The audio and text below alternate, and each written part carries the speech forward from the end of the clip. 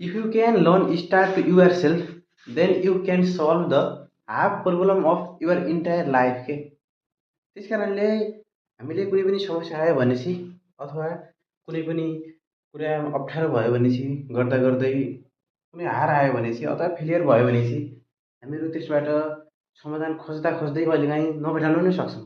तर त्यो अवस्थामा कतिपय समाधानहरू यस्ता हुन्छन् जो चाहिँ आफैभित्र हुन्छन्। जस्तै हामीले आफूलाई बुझ्यौँ भनेपछि अथवा आफूले जुन काम गरिरहेछौँ त्यो कामको बारेमा आफ्नो इच्छा, शक्ति, एबिलिटी के हुन्छ त्यो चाहिँ अलि आफ्नो बारेमा बढी बुझ्यौँ भनेपछि कतिपय समस्याहरू यस्ता हुन्छन् जसले चाहिँ हामीले इजिली ट्याकल गर्न सक्छौँ अथवा इजिली सल्भ गर्न सक्छौँ।